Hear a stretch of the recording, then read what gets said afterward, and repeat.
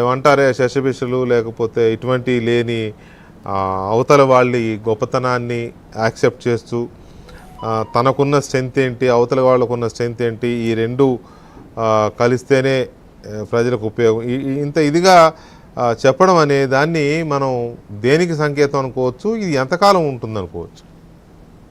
తప్పనిసరిగా ఇది చెప్పిన దాన్ని మాత్రం ఆయనకున్నటువంటి విద్యత అని చెప్పి మొమ్మాటిగా చెప్పాల్సిందే.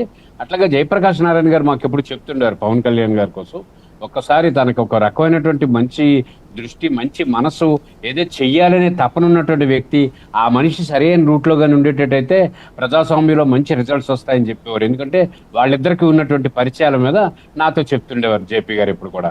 అట్లాగే పవన్ కళ్యాణ్ గారు కూడా చాలా మంది, అంటే రాజకీయాల్లో అనేకమంది అనుకుంటారు వికే గారు, ఇప్పుడు ఏమనుకుంటారు, ఇలాగే చెప్తుంటారులే, ఏదో రోజు ఇలా చెప్పి ఇంకోలా కూడా మాట్లాడచ్చు కదా, ఈ అనుకునే వర్గాలు వేరుగుంటాయి. కానీ ఇది నిష్కర్షగా, నిజాయితీగా, మా నిబద్ధత ఇది, మా గౌరవం ఇది, ఈ సమాజం పట్ల మాకున్నటువంటి ప్రేమ ఇది అని చెప్పాలి అనుకుంటే దానికి గట్స్ కావాలి. గ్యారంటీగా పవన్ కళ్యాణ్ గారు 15 సంవత్సరాలు మేము కలిసి వెళ్తాం, నాకు అనుభవం లేదు, అనుభవం గల వ్యక్తి ఇక్కడ ఉన్నారు, నాకు అనుభవం వచ్చాకప్పుడు ఆలోచిద్దాం అని చెప్పే మాట మాత్రం చిన్నది కాదు.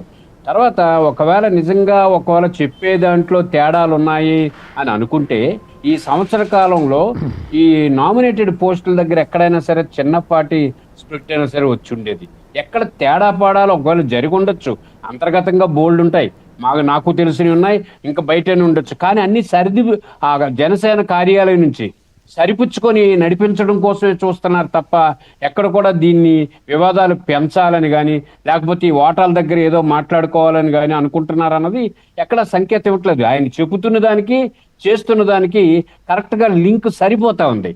కాకపోతే మనం చాలా మంది ఏమనుకుంటున్నారంటే రాజకీయాల్లో ఇలాగే మాట్లాడుతుంటారు, ఈ మాట్లాడుతున్నవన్నీ జరిగిపోతాయంటారు. అదేం కాదు.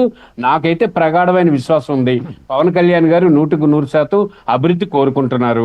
ఆ అభివృద్ధికి చంద్రబాబు నాయుడు గారే సరిపోతారు, బీజేపీ ప్రభుత్వం అండగా ఉంటుంది కాబట్టి అభివృద్ధి జరుగుతుందని అనుకుంటున్నారు. కాబట్టి ఆయన 15 సంవత్సరాలని ప్రతిసారి చెప్తున్నారు. మొన్న కూడా ప్రధానమంత్రి గారు వచ్చినప్పుడు అలాగే చెప్పారు, ఇప్పుడు అదుగే చెప్తున్నారు. నేను గ్యారంటీగా ఇంకో 2 టర్మ్స్ కంపల్సరీగా సంపూర్ణ మద్దతు ప్రకటిస్తానని. ఎందుకంటే దానికి అభివృద్ధి కావాలనే ఉద్దేశంతో నేనైతే అనుకుంటున్నాను, గ్యారంటీగా పవన్ కళ్యాణ్ గారు 100% చంద్రబాబు నాయుడు. అంటే ఇక్కడ 2 విషయాలు వికే గారు.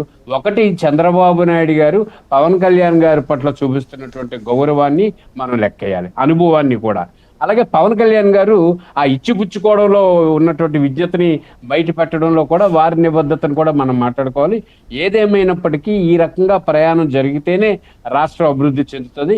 ఏమాత్రం తేడాలు వచ్చినా, పరిపాలన పట్ల ఎక్కడ తేడా వచ్చినా, మాటల్లో తేడా వచ్చినా వెంటనే చొచ్చుకు రావడానికి అనేక రకాల అసాంఘిక శక్తులు ఉన్నాయి. ఒక్కసారి ఆయన హోమ్ మినిస్టర్ మీద ఏం చేస్తున్నారు హోమ్ మినిస్టర్ అని అనగానే రాష్ట్రంలో ఒక పెద్ద అలజడి, పవన్ కళ్యాణ్ హోమ్ మినిస్టర్ తిట్టేశారు అని చెప్పని వెంటనే హోమ్ మినిస్టర్ వెళ్ళి కలిశారని ఒక చిన్న మాటకి. కానీ ఆ తర్వాత నుంచి మళ్ళీ ఎక్కడ అటువంటి ప్రస్తావన రానివ్వలేదు పవన్ కళ్యాణ్ ఎక్కడ మాట్లాడుతున్నా కూడా చాలా జాగ్రత్తగా కార్యకర్తలకు ఆయన పూర్తి ఇంటిస్తున్నారు. ఇది అవసరం ఈ రాష్ట్రానికి. నాకు తెలిసి చాలా దూరం ప్రయాణం చేస్తాం, అభివృద్ధి వైపు అడుగులకు వెళ్తున్నంత వరకు అవసరం అనుకుంటే ఒక మెట్టు పవన్ కళ్యాణే కిందకి దిగొచ్చు ఏమో అని నాకు అనిపిస్తా ఉంది. ఎందుకంటే చంద్రబాబు నాయుడు గారు ఆ రకమైనటువంటి గౌరవంలో సిద్ధవస్తారు కాబట్టి ఇది ఈ ప్రయాణం వల్ల సక్సెస్ అని నేను అనుకుంటున్నాను వికే గారు. రైట్.